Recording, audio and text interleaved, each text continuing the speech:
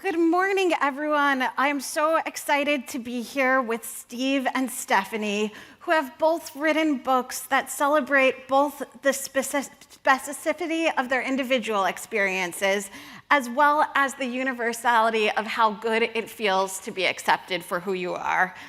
Both of these books are true celebrations, but I'd like to start with if everyone can give our authors a round of applause as they are debut picture book authors.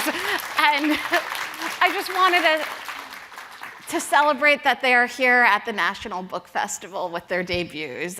So we're going to get started out by thinking about this idea of celebration. Steve, will you be able to share a little bit about what your book, Flap Your Hands, celebrates? Yes. So Flap Your Hands, a celebration of stimming, is a celebration of stimming. It's the repetitive movements or vocalizations that neurodivergent people use to just honestly exist every day, to cope with stressful situations, just regular emotions, intense emotions. A lot of you guys might even be doing it right now, whether it looks like a fidget or whether it's a more extreme, rocking feeling. So yeah. And Stephanie, can you follow by sharing what your book celebrates? Yeah, my book celebrates, I think, is encapsulated in a celebration of joy, and it also celebrates connection, community, whether that be family or a broader community, and I think love. So one thing that struck me as I was reading these books together in preparation for today was the honesty and the authenticity that these books were sharing, and the way that they shared real-life experiences, whether they were based on the author's own experiences or research. So Stephanie, can you share a little bit about the inspiration between My Daddy is a Cowboy? Sure. So I wrote this in 2020, which was a difficult year for, I think, the majority of the world in different ways and to different degrees. And I was just really in need of some joy myself. And so I wanted to write a story that centered Black joy specifically, that didn't have any trauma. And I had a friend who sent me an article about the Compton Cowboys, who, if you don't know, are exactly what they sound like. They're cowboys in Compton, California, and I'm from Southern California. And so when she sent me that article, she asked if I'd ever thought about writing a story about them. And I had been following them on social media for a few years, but I hadn't thought about it until she said it. And then I thought about it, and then I wrote this book. And Steve, can you share a little bit about your inspiration? Yeah. Well, I was diagnosed late in life as autistic because things were kind of rough, and found out that there was a reason why things had been rough for me my whole life. I realized that hand flapping, for example, was a thing, and one time I flapped in the mirror, and I honestly started crying because I realized that was something I'd never allowed myself to do because I just felt, I wasn't allowed to, wasn't by society, by myself. And when I did, I honestly just cried tears of joy because it felt so good to just move and be myself. And I thought about all the kids who thought that they were not allowed to be themselves in public. Very important way to cope and regulate and just get through every situation. And I wanted kids to not only get permission to STEM, but to have that be encouraged and celebrated, not just for them to know that the way they are is beautiful and wonderful, that their parents need to be proud of them, and their teachers need to be proud and not feel like they have to not make them, but they don't have to make them feel like every other kid. They can be beautiful in their own ways, dancing with the world like that. So Steve, as you talk about the idea of stimming as a dance with the world, one thing that I really loved about your book was how the illustrations really personified what the process of stimming is like and what the process of stimming does.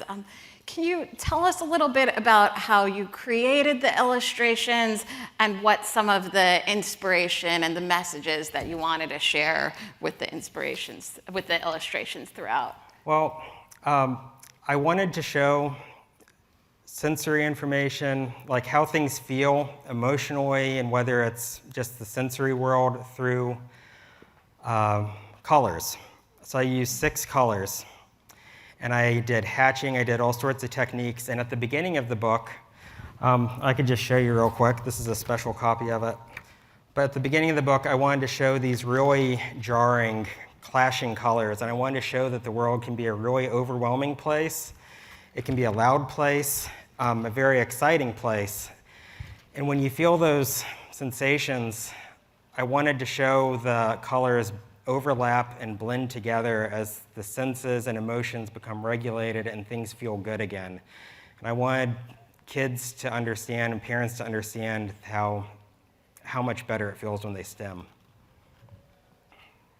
And so one thing that I noticed was Steve's illustrations wrapped around the book in such a beautiful way. And when I was reading it with Stephanie's book, her visual descriptions of the grandmother's cheek, the mane of the horse, it also felt like they were doing something similar and wrapping around. Can you share about some of the details specific to your cultural experience that you put in the book and why you made those choices as an author? Sure. So this is the first traditionally published picture book in the US to feature Panamanian American characters. My parents are both immigrants from Panama, so it was really important to me to get you can't really say get it right because everybody's experience is different, but I wanted to make sure that I was really showing the culture in a way that other people of Panamanian descent could be proud of. So I had the opportunity to talk with C.G. Esperanza, who's the illustrator, at a point in the journey. Our editor brought us together, and he was so respectful and really passionate about getting the cultural pieces in there and being really sensitive, which was awesome. So this is one spread that's good to exemplify the culture. So if you can see, which you might not be able to see, but here on the wall is art that's called Mola. It is a textile art of the Guna indigenous people of Panama, and it's a very important art form for Panamanians of any racial or ethnic descent. Like, we are all like super passionate about Mola, so I love that he put it in there, and if you look throughout the book, you'll see other instances of Mola. And then on a more personal note, this picture, so this is the abuela, the grandma character here, and this picture of her when she's younger on the wall is actually inspired by an actual picture of my grandma that I shared with CG, and I didn't know that he was going to put it in there. And you could tell it's her because I'll have to do an Instagram post about this sometime, but even the polera she's wearing, and a polera is the traditional dress for women of Panama, it has stripes like that, and the top is the same, everything is the same. So when I got when I saw this final spread, I just started weeping because I was so touched. And there's lots of other instances of the culture that he put in there, and it's just so special to me. I'm so proud. It's really beautiful. Thank you, Steve. Yeah, it was incredibly beautiful and just incredibly moving, and just the specificity of it, but it's still so relatable, whatever your entrance to the culture is. So while we were preparing for this panel, one thing that kept coming up was the idea of how these books exude confidence. So either of you can answer first, but can you share a little bit about how you see confidence being expressed throughout your characters? So at the beginning, like I said, they're all anxious and unsure. I wanted to show how, as they begin to stem, how they feel calm. And I believe that confidence comes from a place of being calm and in touch with your surroundings. And as the book progresses, I wanted to show them all together, flapping together, spinning together, rocking together, all these things that they might be different in so many ways, but they all have the same similar community. And through community, I think we can find a lot of confidence through social media as an adult. Other kids who might openly STEM and recognize that in each other, and then they understand, like, this is something I do, so when this other kid's doing this thing, then they can relate to them. And being able to relate with one another is how we can find confidence. So at the very end of the book, it was important to me that I show them back in their original situations as before. Confident, calm. I wanted to show at the very end the girl with the kids at school. She's still stimming, more subtly, but I wanted to show her just being herself with other kids, not feeling excluded. I love that, Steve. I love that. The confidence in this book, I think, comes a lot from this protagonist. This is like what we call in the children's book industry a quiet book. Like there isn't a conflict, there aren't problems really. It's a lot about her journey this special morning she's having with her dad, starting to feel empowered, more empowered. And so it's really a lot about how their relationship, the child and the father, and their relationship to their horses and their relationship to their community helps her to feel more confident and to feel like she is actually like a legitimate cowboy. That's kind of a refrain in the book because she talks about usually riding after school with the other kids, and the kids ride at the ranch. They don't ride on the streets like the real cowboys do. And so when she gets to go out on the street with her dad and ride on the streets, she's super excited and very empowered through that, and that's where the confidence comes from for her, as well through connection and community. Do you mind if I interject Yeah, real of quick? course. Okay, so you guys have to read this book. It's the most beautiful book lyrically and visually, but as the book begins, it's really dark. It's crack of dawn. Mm-hmm. And as it progresses, I kind of see the similarity in my own book as the world just opens up. And as the day becomes brighter, she's opening up to the world, she's engaging with her community, and she's just out there for the world to see. And I think that kind of ties into this where can we find kindness thing, because when she's comfortable with her interest, with the horse, with her father, then she can exude confidence and kindness with her community, with her friends. And I just found that to be really moving, just seeing that progress throughout the book. You want to come with me to all my events, Steve? You can just talk about Oh, I could talk about your book forever. I love it. One of the most beautiful things was hearing the two of you talk about each other's books and the mutual admiration and love of books and the form that you have that was expressed through this. So thank you, Steve. As a follow-up to that, Stephanie, can you share a little bit about the father character and the specific confidence that he exudes as well? Yeah, so when I was writing this, another inspiration was thinking about the great dads that are out there, like specifically Black dads, all dads that are doing a great job, and looking at like my age mate dads, so like specifically elder millennial dads, but any dad really of any generation that's really putting intention and kindness and respect into the way they're parenting. And I feel like, especially with Black dads, they're underrepresented, and the messages we're seeing in media are often very negative, or the dads are just absent. And I was like, this is not lining up with my experience of the dads that I'm seeing out there that I know personally and those I follow like on social media.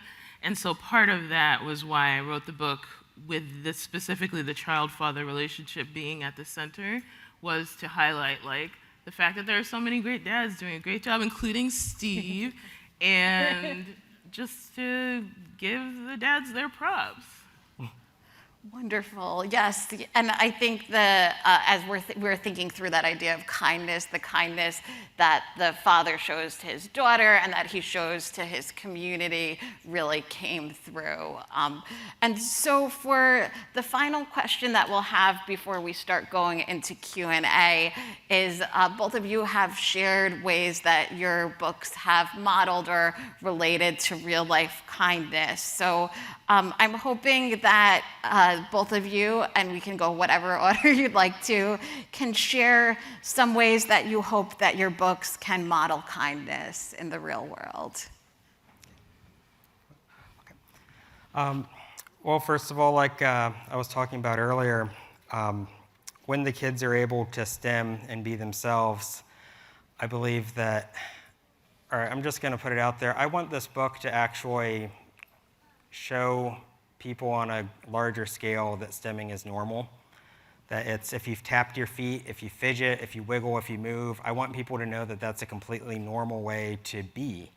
But more specifically, because I wrote this book for autistic kids, I've collaborated with a friend of mine, Courtney Walker from Libraries for All, and she made an adapted book that is made specifically, like I was showing earlier, it's specifically for kids who might not be able to interact with books the way that everybody else could because they might damage the pages, they might not be able to confidently touch the book without ripping it, and then they can actually interact with the sensory elements. And I believe that kindness is accessibility. I believe that accessibility is the kindest thing that you can do for kids who are disabled, kids who, whether it's invisible, whether it's more visible. And so I'd like to hopefully see more books like this in libraries, whether it's just through grassroots volunteer efforts or what have you. I'd just love for more accessible books like this to exist. Me too. I love it. Yeah. I love that. Accessibility is kindness is such a wonderful way of approaching the world, because when we make things accessible for people with disabilities, we make it more accessible for everybody. Yeah. So I agree. And from an access perspective, that's partly disability perspective and partly like language and class. So My Daddy's a Cowboy is also available as an audiobook, which I had the honor of narrating, and that was super fun. So it's more accessible in that way. And then it's also going to be available in Spanish. It's available for pre-order now, but it's going to publish December 3rd of this year, 2024. And I feel like that's such an important thing, and I was really like rooting for it, but I don't know if you all know that authors don't really have control over, not really, we don't at all have control over language rights and stuff like that. So I'm really excited that the language rights got sold and that it's going to be available in Spanish, especially because it's featuring these characters of Panamanian descent, and the majority of Panamanians speak Spanish. So I feel like it can open up accessibility that way to Spanish speakers and Spanish readers. And then as far as the story itself, I think I'm really hoping that people will be inspired to make connections with their community and find kindness amongst community that way. So I think we often in contemporary society are isolated from each other, and that makes me really sad, and I think it really doesn't do anyone any favors. So if we can get out in our community and meet our neighbors and be together in real life, like IRL, and also online, because that's important too, then I think that we'll all find kindness that way as well. People will surprise you. Like it's just amazing, because you might fear your neighbors, you might not feel comfortable talking to your neighbors, but a lot of times your neighbors are really a lot like you. They just might be, come from a different place. So I just love that message. Thank you. Yeah, and we can really learn a lot from each other coming from those different places. You know, so. And as we're thinking about community, I want to take the opportunity to invite all of you into our community here at the National Book Festival. It's now time for questions that you can add to our conversation. So we have 2 microphones, and is there anyone at any of the microphones ready with a question? Oh, come on up. Yes. Hello, thank you for being here. So even though these are children's books, I'm 23, and part of the reason I came to this because I was like, I want to heal my inner child. So how have even though they are children's books, have you been seeing that positive impact for adults, even though it's not the target audience? That's a good question. Yeah. We were talking about that earlier before we came out here, about how we feel like picture books are for everyone, like of all ages. So it's really interesting that you asked that question. And I think for me personally, this book pubbed on June 11th, so it's still very new. And I've mostly had interactions with adults about it so far. And people are like really loving it in a way that I feel like it is speaking to what you're talking about that healing piece. And I've talked to people who have great dads, talking about adults now, and are like really excited to see that sort of great dad exemplified here. And I've talked to people who haven't had great dads and found like a healing in seeing like a really loving father portrayed in the story. So that's just one way I think that it appears to be having like a positive healing impact on people, which is a great honor for me. So It really does help. thanks. For me personally, I'm up here on stage right now. I used to not be able to go up on stage. I'd get stage fright. I'd just not be able to speak because I'd be trying to stay still. Making a book about being able to move lets me go up on stage and I can move. And it's connected me to my community, and it's made me feel whole. It's made me feel, it's been very healing, not to get too specific. Thank you. That was a great question. Thank you. I see we have a question over here. Hi, welcome. Hi, I'm Charlie. I have autism and ADHD, and I read your book. And because of some interests I have, I pay a lot of attention to backgrounds and stuff. First of all, Blobby is very, very relatable. Yay. He's like, yay. And second, I really liked it a lot. I also read some of your Stimmy Kitty comics. They're also very good and relatable. Thank you for showing like some stimming in your book. Thank you for saying that. That means the world to me. Have a great day. Thank you. Thank you. All right, it looks like we have a question over here. Yeah, for Steve. Congratulations on your first book. Thank you. Are you starting to formulate ideas for your second book? Yes. I'm working on 2 picture book ideas right now. I'm working on a graphic novel as well. So I have a few things in the pipeline right now. Very excited about those. Thank you for asking. And Stephanie, you're working on your second book as well. Second, it's done. Done. So far. Well, I think it's done. And I'm calling it a dog book for people who don't love dogs and for people that do. So you can look for that from Candlewick in 2027. And your book features a dog in one of the illustrations. There's a dog in here that Yes. CG, the illustrator, put the dog in here, and I didn't ask him to, and it made me so happy when I saw the dog in there. The dog makes an appearance a few times throughout the book. Yes, part of the family. All right, we have a question over here. Hi, I'm a special ed teacher, and I also have autism as well. And I've been doing it like 25 years. And I just want to thank you so much for writing Flap Your Hands, because like on a personal level, it makes a huge difference, because I usually I even have like my glasses usually up so people don't like really notice I try to fit into the norms. Yes. Have you heard a lot of stories about that, or have you those kinds of experiences? Because I'm sure I'm not the only one. You are not the only one. You are not the only one. There's a big community online, of course, but yeah, I've had other people tell me that about the book, like adults in particular, and I'm real excited to see you with the blue light blocking glasses too, because they do help a lot. So yes, thank you for saying that. There are a lot of people out there who are going through the same thing, and thank you so much for being a special ed teacher. You just make the world go round. Thank you. Hi, my name is Judy, and I want to thank Steve for writing this book.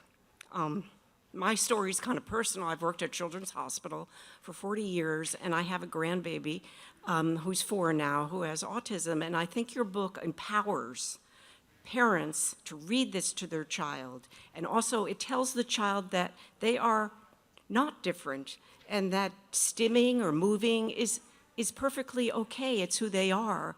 And I want to encourage all of you to try and find another word besides disabled, because everyone's able-bodied. And I think if you were to talk to someone with autism, they would feel different if you called them disabled. Yeah. I don't know. I know sometimes terminology is a labeling, and Yeah. I don't know how to get away from that. I but think it depends but- on the context, really, because in some situations there are disabilities that are comorbid with autism, where some people are legitimately disabled. I think it really depends on the individual in all respects of who we're talking about. If it does not make the individual feel good, then that should not be said. And on the other hand, it does help some people get the accommodations they need, but that's a really good point. Thank you. It's true, yeah. Yeah, I'm glad you mentioned that. So, thank you. Go ahead. Oh, thank you. I was just going to say we have time for one more question, so I know you've been patiently waiting over here. So I'm an aspiring writer. I'm pursuing an MFA in fiction writing soon, but I also just graduated with a theater major. So I'm really curious of your collaborative process with being writing and having an illustrator or doing your own illustrations and how that works. And I noticed you were talking about things that made you excited about the different illustrations you saw. So I'd love to hear a little bit about that process. Yeah, so the way it generally works is, at least in traditional publishing, is when you sell your manuscript, if you're just text only as they call it, your publisher is going to pair you with an illustrator that they feel like is a good fit. You don't always have a say in that. It just depends on the publisher and your editor and stuff. I was very fortunate because of my background in the children's book industry. I think my editor, she's also just awesome, but she had, we had dialogue about who do we think is the right illustrator for this book, and we both agreed that CG was the person that was the right choice, and thankfully he said yes. So that's the other piece, is that once you identify who you want, you have to ask them, and they may say yes or no based on a variety of reasons. But that's sort of the short version. You hit the jackpot with CG. I know. You know. Very aware. Thank you, Stephanie. Thank you, Steve, for being here today and writing such beautiful and meaningful books. Thank you for having us. Thank you. You're Good great. job. Thank you, Alex.